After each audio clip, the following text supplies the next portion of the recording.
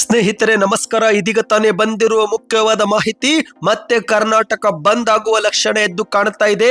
ಯಾಕೆ, ಏನಾಯ್ತು, supreme court ನ ತೀರ್ಪು ಏನು, ಎಲ್ಲ ಮಾಹಿತಿ ಡೀಟೇಲ್ ಆಗಿ 3 ನಿಮಿಷದಲ್ಲಿ ನೋಡೋಣ.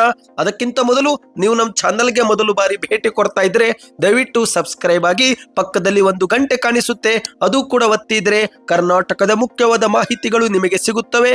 ಈ ಒಂದು ವಿಡಿಯೋಗೆ ಲೈಕ್ ಮಾಡಿ ಮತ್ತು ದಯವಿಟ್ಟು ವಿಡಿಯೋ ನೋಡ್ತಾ ನಿಮ್ಮ ಅನಿಸಿಕೆ ಏನು ಎಂಬುದನ್ನು ಕಮೆಂಟ್ ಮಾಡಿ.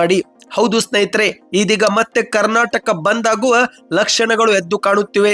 ಶಾಲಾ ಕಾಲೇಜುಗಳಿಗೆ ಮತ್ತೆ ರಜೆ ಸಿಗಲಿದೆ ಎಂದು ಹೇಳಲಾಗುತ್ತಿದೆ. ಹೌದು, ಕಮಲ್ ಹಾಸನ್ ಅಭಿನಯದ ಥಗ್ ಲೈಫ್ ಸಿನಿಮಾ ಈಗಾಗಲೇ ಬಿಡುಗಡೆಯಾಗಿ ಫ್ಲಾಪ್ ಆಗಿದೆ. ಆದ್ರೆ ಕರ್ನಾಟಕದಲ್ಲಿ ಮಾತ್ರ ಇದುವರೆಗೆ ರಿಲೀಸ್ ಆಗಿಲ್ಲ. ಏಕೆಂದ್ರೆ ಕಮಲ್ ಹಾಸನ್ ಅವರು ನೀಡಿದ್ದಂತ ಒಂದು ಕನ್ನಡ ವಿರೋಧಿ ಹೇಳಿಕೆಯಿಂದ ಚಿತ್ರವು ಕರ್ನಾಟಕದಲ್ಲಿ ರಿಲೀಸ್ ಆಗಿರಲಿಲ್ಲ.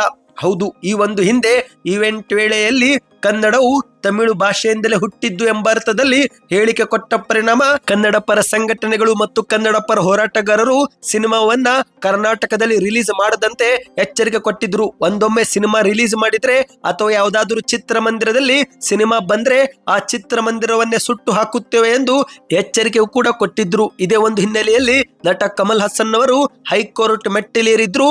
ಆದ್ರೆ ಹೈಕೋರ್ಟ್ ನಲ್ಲಿ ಕಮಲ್ ಹಾಸನ್ ಅವರಿಗೆ ಹಿನ್ನಡೆಯಾಗಿತ್ತು. ಆದ್ರೆ ಇದೀಗ ಅಂತಿಮವಾಗಿ ಸುಪ್ರೀಂ ಕೋರ್ಟ್ ಕರ್ನಾಟಕದಲ್ಲಿ ಸಿನಿಮಾ ಬಿಡುಗಡೆ ಮಾಡಬಹುದು ಎಂದು ಅನುಮತಿ ಕೊಟ್ಟಿದೆ.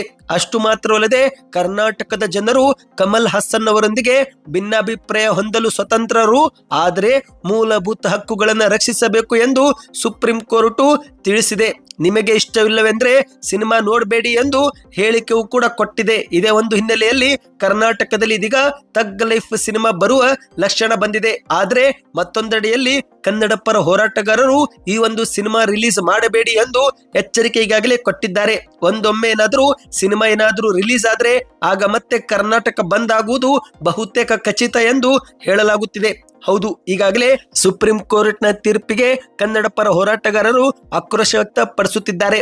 ಮತ್ತೊಂದೆಡೆಯಲ್ಲಿ ಸುಪ್ರೀಂ ಕೋರ್ಟ್ ಮಂಗಳವಾರ ನೋಟಿಸ್ ಜಾರಿಗೆ ಮಾಡಿ ನಟನ ವಿವಾದಾತ್ಮಕ ಹೇಳಿಕೆಗಳ ಹಿನ್ನೆಲೆಯಲ್ಲಿ ಚಿತ್ರವನ್ನೇ ಬಿಡುಗಡೆಯನ್ನ ತಡೆಯುವುದು, ಬೆದರಿಕೆ ಹಾಕುವುದು ಇಂತಹುದು ಸರಿಯಲ್ಲ. ಚಿತ್ರ ಬಿಡುಗಡೆಗೆ ಬೆದರಿಸುವುದು, ಅಡ್ಡಿ ಮಾಡೋದು ಕೂಡ ಸರಿಯಲ್ಲ. ನಿಮಗೆ ಇಷ್ಟವಿಲ್ಲವೆಂದ್ರೆ ಸಿನಿಮಾ ನೀವು ನೋಡಬೇಡಿ ಎಂದು ಸುಪ್ರೀಂ ಕೋರ್ಟ್ ತೀರ್ಪಿನಲ್ಲಿ ಹೇಳಿದೆ.